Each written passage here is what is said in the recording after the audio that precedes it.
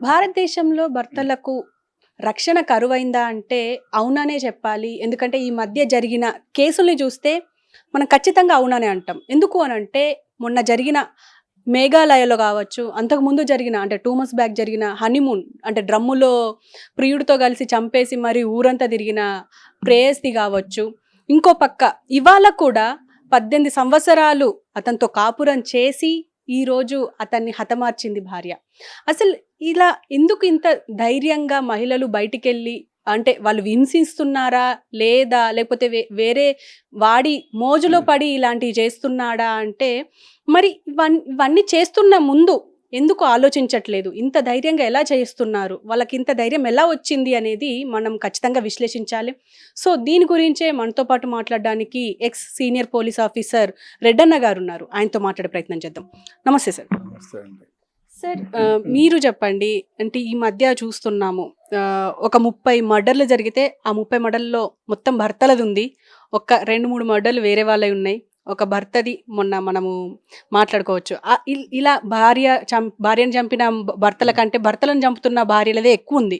అసలు ఎలా చూడొచ్చంటారు సార్ ఇది? ఇప్పుడు నిన్న సైదాబాద్‌లో జరిగిన వ్యవహారానికొస్తే ఇంత క్రితం మనం ప్రియుడి వలలో పడి ప్రియుడు పెళ్ళికి ఆమె ఒకటి చేసిన తప్పేమంటే ఆమెకు సంబంధం ఉంది, చాలా కాలంగా ఉంది. అది తల్లిదండ్రులకు గట్టిగా చెప్పి నేను ఆయన్ని ప్రేమించాను, ఆయన లేకపోతే జీవించలేను, నాకు ఈ పెళ్ళి అవసరం లేదని చెప్పాలి. కానీ అలా చెప్పకుండా ఆమె పెళ్లి చేసుకొని హనీమూన్ డే భర్తను చంపడం చాలా దారుణమైన వ్యవహారం. అది వదిలేస్తే ఇప్పుడు మన దగ్గర చాలా విషయాలలో చాలామంది భార్యలు తాగుబోతు భర్తల్ని చంపుతున్నారు. అది దీనికి కారణాలు ఏమిటంటే, ఒకటి నిన్న సైదాబాద్లో జరిగిన దానికి ఆమెకు పెళ్ళై 18 ఏళ్ళు అయింది. 6 మంది పిల్లలు, 5 మంది మగపిల్లలు, ఆడపిల్ల ఉంది. దాదాపు 6 మంది పిల్లలు, 18 ఏళ్ళు అయింది. వాడు చేసేదేమో సింపుల్ వర్క్, వానికి ఏదో 20-25 వేలతో జీతం వస్తుంది. సో తెచ్చిన జీతం అంతా తన తాగుడుకు పెట్టుకుంటాడు, ఇంట్లో ఏమి ఇవ్వడు. పైగా తాగిన తర్వాత హరాస్మెంట్ ఒకటి ఉంటుంది భర్తలది. చాలామంది కొందరైతే తాగితే అమ్మను వచ్చి పడుకుంటారు. చాలామంది తాగేసి గొడవ చేస్తాడు. తాగి నాకు అది చేసి పెట్టు, ఇది వండి పెట్టు, ఇంట్లో పిల్లలకు పెట్టడానికి తిండి లేని పరిస్థితుల్లో ఇట్లా చాలా సందర్భాల్లో భార్యాభర్తలు గొడవ పడడం. నిన్న సైదాబాద్కి వ్యవహారంలో ఏమంటే ఆమె తాగింది, ఈ తాగి ప్రతిరోజు గొడవ చేస్తాడు, డబ్బులు ఇమ్మంటే ఇంట్లో ఇవ్వడు. సో ఆమె ప్లాన్ చేసుకుంది, ఈ గొడవ అంతా ఏమిటి, చంపేస్తే పోతుంది కదా అంటే అని ఈమె మత్తు మందు బిళ్ళలు తెచ్చి ఆ కళ్ళులో వేసి ముందే ఇప్పుడు కళ్ళు మొత్తం కల్తీ కళ్ళే, భారతదేశంలో కాదు, ఆంధ్రప్రదేశ్లో కానీ తెలంగాణలో కానీ మొత్తం కల్తీ కళ్ళే. ఎందుకంటే డైజీపామ్ కలిపిన కళ్ళే. ఆ డైజీపామ్ అంటేనే ముఖ్యంగా అది మొత్తం మత్తు మందే. సో దానికి తోడు మత్తు బిళ్ళలు వేస్తే ఇంకా మత్తుకు పడుకుంటాడు. వాడిని ఏం చేసినా వాడు లేచే పరిస్థితి ఉండదు. ఆ విధంగా ఆమె క్షణికావేశంలోనే తన భర్తను కొట్టి కాళ్ళపైన తలపైన కొడితే చనిపోయాడు.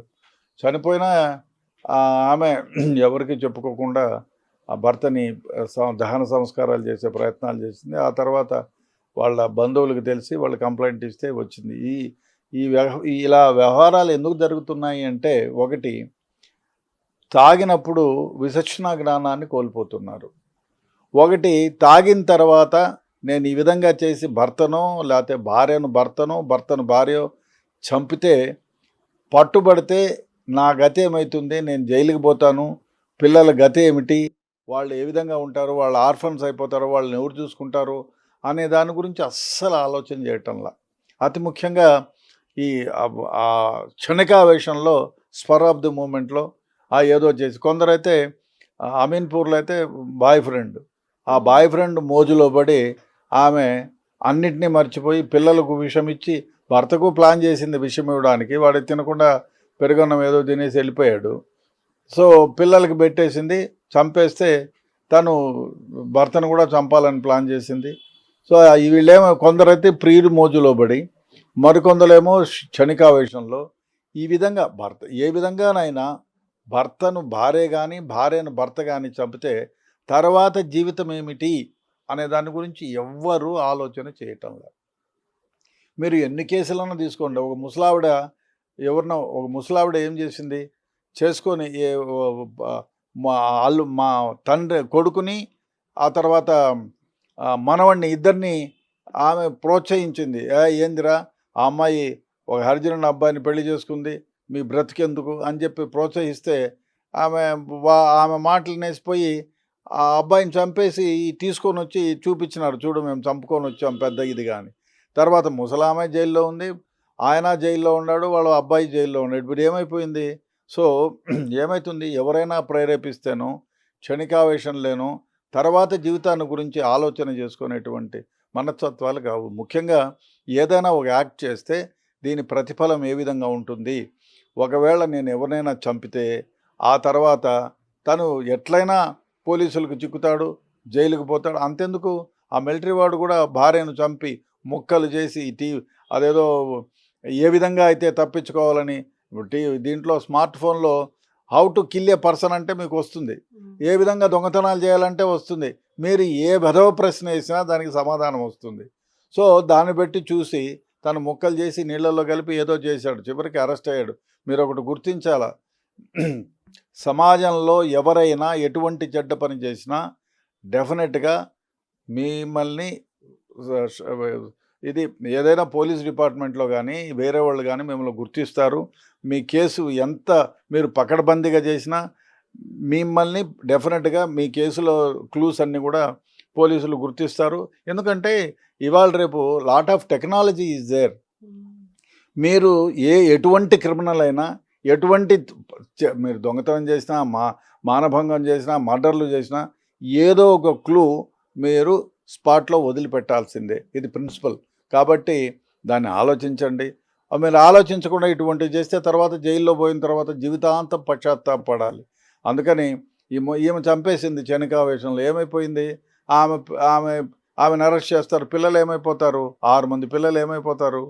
మొగుడు ఏదో వాడు 20,000 సంపాదిస్తే ఒక 5,000, 4,000, 10,000 ఇంట్లో ఇచ్చేవాడు. ఇప్పుడు ఎవరు ఇస్తారు నీకు? సో అది ఎందుకు, ఆమె పోయి జైల్లో కూర్చుంటే పిల్లలు ఏం గతి అవ్వాలా? సో ఇవన్నీ ఆలోచించాలి. వీళ్ళు ఎవరైనా అమ్మాయిలు కానివ్వండి, ముఖ్యంగా లేడీస్ భర్తలను చంపితే తర్వాత ఎవరు వాళ్ళని పోషిస్తారు పిల్లల్ని? సో కాబట్టి గుర్తెరగాల.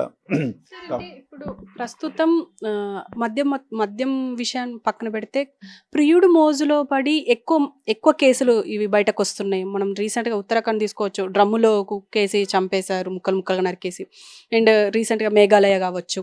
అంటే ప్రియుడు అనే ఒక కాన్సెప్ట్ తీసుకొచ్చుకొని ప్రియుడితోనే కలిసి భర్తని చంపేయడం, తర్వాత వాళ్ళు జైలు పాలు కావడం, అంటే ఖచ్చితంగా దొరుకుతారు.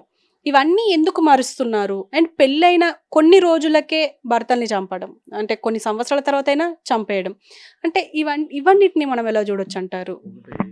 ఈ స్మార్ట్ ఫోన్ వచ్చిన తర్వాత 24 గంటల్లో స్మార్ట్ ఫోన్లో చూడడం, సీరియళ్ళల్లో చూడడం, సీరియల్లో ఏదో ఒక ఆలోచన ఇస్తారు, దాన్ని ఫాలో అయిపోవడం.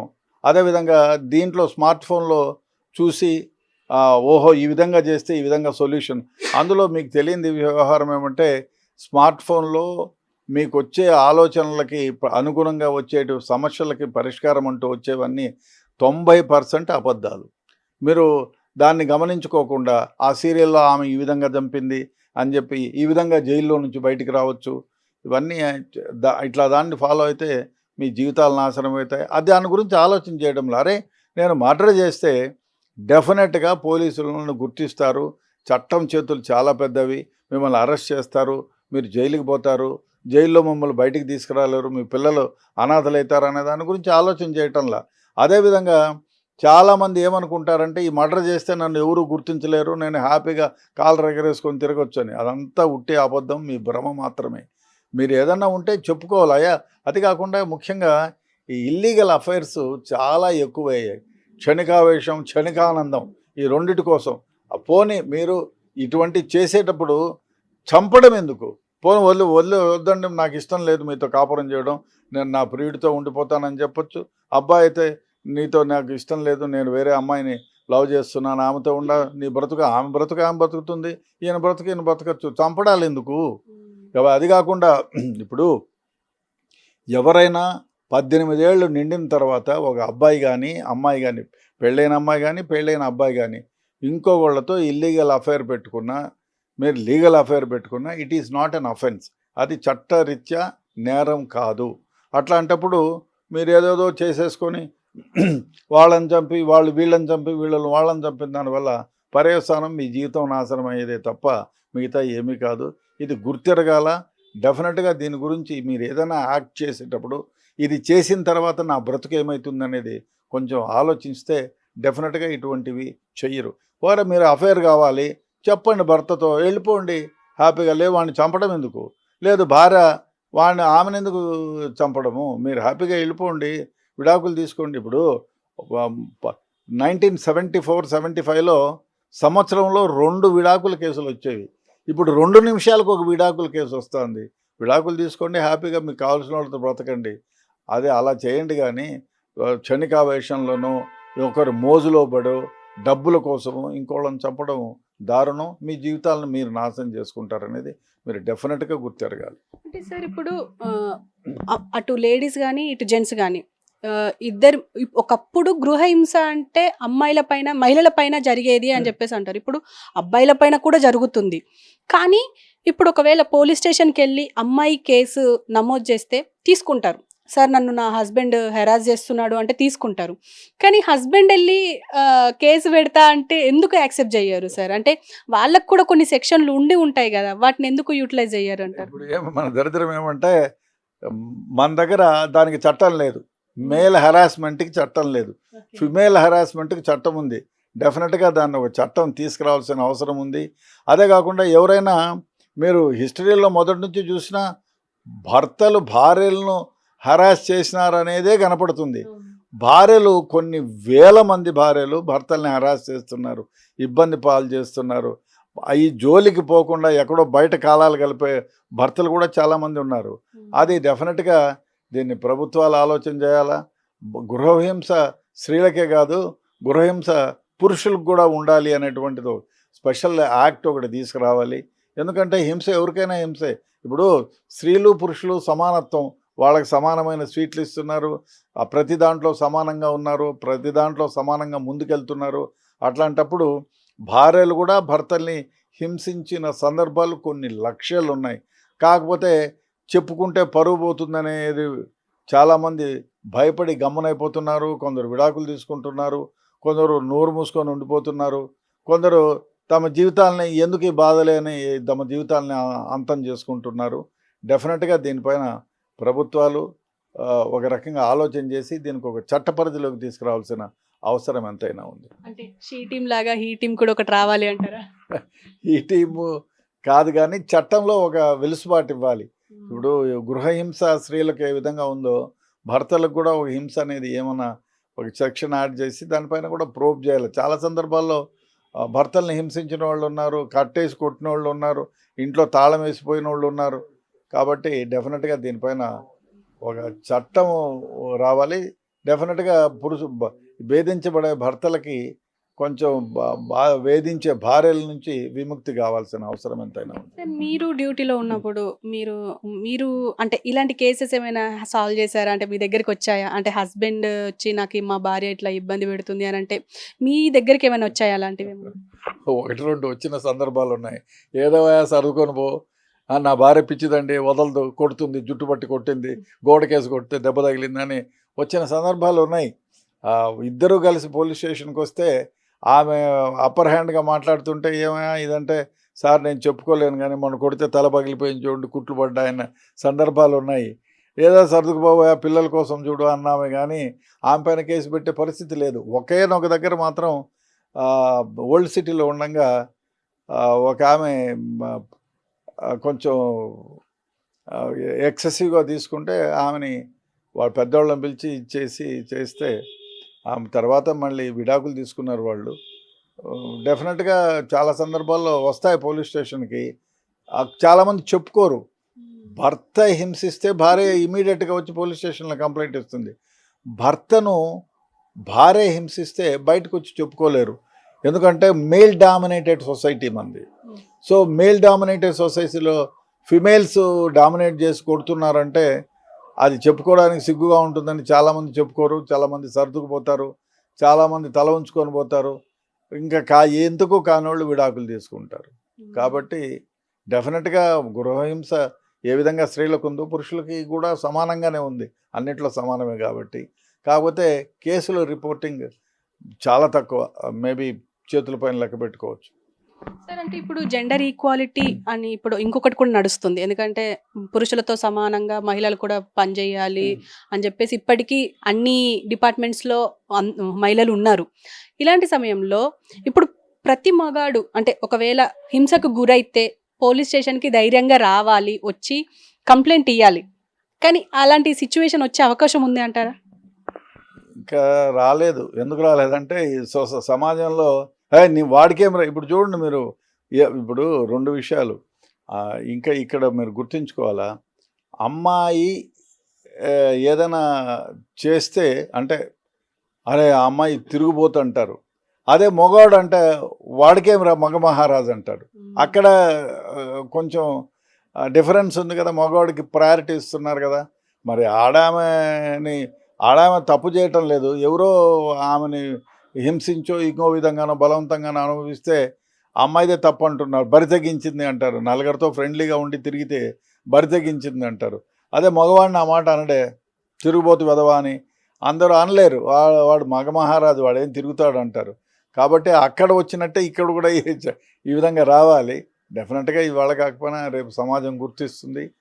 ఆ విధంగా చట్టం కూడా ఒకటి వస్తుందని నేను అనుకుంటున్నాను. అంటే ఈ మధ్య చూస్తే మొత్తం భర్తల మీదనే మొత్తం మర్డర్స్ జరుగుతున్నాయి. అంటే భర్తలే మర్డర్స్కి గురవుతున్నారు కాబట్టి ఈ హత్యలు జరగకుండా ఉండాలి అంటే ఏం చేస్తే బెటర్ అంటారు సార్? అంటే అటు ఒకవేళ అమ్మాయికి నచ్చకపోతే ఏం చేయాలి అంటారు? ముఖ్యంగా భార్యాభర్తలు ఎవరైతే ఉన్నారో భర్తగానే చంపేక ముందు తను ఒకటి ఆలోచన చేయాలి. చంపితే చట్టం తన పని తను చేస్తుంది, తను దొరికిన తర్వాత జైల్లో పెడుతుంది. చిన్న చిన్న పిల్లలు ఉంటే వాళ్ళ భవిష్యత్తు నాశనం అయిపోతుంది కదా. తనకి ఇష్టం లేదు తన భర్త ఇంకోళ్ళతో తిరుగుతున్నాడు, తాగి ఇంట్లో డబ్బులు ఇవ్వటం లేదు అంటే దాని గురించి ఆలోచన చేసి నలుగురిని పిలిచి దాని ముందర ఏదైనా చేసుకోవాలి. అంతేగాని నువ్వు భర్తను చంపేస్తే ఎట్లా? భర్తను చంపేస్తే నువ్వు జైలుకి పోతే పిల్లలు బతికేం కావాలి? దీని గురించి డెఫినెట్గా ఆలోచించండి. ఒక యాక్ట్ చేయకముందు మీరు ఆలోచించి, అరే నేను ఈ విధంగా ఆవేశపడి భర్తను చంపితే తర్వాత నా బ్రతికేమిటి, పిల్లల భవిష్యత్తు ఏమిటి అనేది ఆలోచన చేయండి. క్షణికావేశంలో పోతే పోయింది, ఈ జీవితమే వద్దు అని చెప్పి మీరు పోయి జైల్లో కూర్చుంటే పిల్లలు ఏమవుతారు? అనాథలు అవుతారు. లేదా ఎవడో కిడ్నాప్ చేసుకుపోతాడు, వాళ్ళ కాళ్ళు చేతులు అమ్మి ఏదో చేస్తారు. కాబట్టి మీరు చేసే ఏ యాక్ట్కి ముందు ఇది చేస్తే తర్వాత పర్యవసానం ఏమిటి అనే దాని గురించి ఆలోచన చేస్తే డెఫినెట్గా ఇటువంటి సంఘటనలు జరగవు. Okay sir, thank you. So ఫైనల్గా చూసారు కదా, ముఖ్యంగా ఈ ఇల్లీగల్ రిలేషన్షిప్స్ మీద ఎక్కువగా ఉండి అంటే ప్రియుడి మోజులో పడి భర్తల్ని చంపడం, పిల్లల్ని చంపడం, అంటే కన్న పేగును కూడా తెంచుకునే సిచ్యువేషన్లో ఇప్పుడు ఉన్నారు మహిళలు.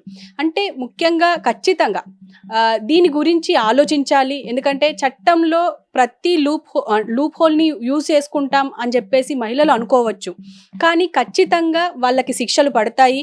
ఇప్పుడు జైళ్ళలో చూస్తే మహిళల సంఖ్య పెరిగే అవకాశం ఉంది. ఎందుకంటే ఇప్పుడు చూస్తుంటే ఒక 5-6 కేసుల్లో మహిళలే ఇప్పుడు మర్డరర్లుగా అండ్ అంటే విక్టిమ్స్, ఒకప్పుడు విక్టిమ్స్ ఉంటుండే మహిళలు, కానీ ఇప్పుడు వాళ్ళే పై చేయి ఉంది, అక్యూజ్డ్గా ఉన్నారు అని చెప్పేసి తెలుస్తుంది. ఏదేమైనా ఖచ్చితంగా మహిళలు ఇలాంటివి చేసే ముందు ఆలోచించాలి. ఒకవేళ మీకు నచ్చకపోతే, మీరు మీ దాంపత్య వివాహం మీకు నచ్చకపోతే విడాకులైనా తీసుకోండి, లేదా విడిపోండి, దూరంగా ఉండండి భర్తలకి. కానీ ఇలా చంపడం అనేది ఖచ్చితంగా సబబు కాదు. ఖచ్చితంగా దీని గురించి ఆలోచించాలి. అక్యూజ్డ్గా మారే ముందు అంటే నా పిల్లల గత ఏమిటి, ఒకవేళ సమాజంలో నా తల్లిదండ్రులు ఎలా తలెత్తుకొని తిరుగుతారు, లేకపోతే నా అత్తమామల పరిస్థితి ఏంటి, అఫ్కోర్స్ ఆలోచించరు. కానీ ఇప్పుడు ఇలాంటి సిచ్యువేషన్స్ అయితే ఎక్కువ అవుతున్నాయి కాబట్టి ఖచ్చితంగా దీని గురించి మనం జాగ్రత్త పడాల్సిందే.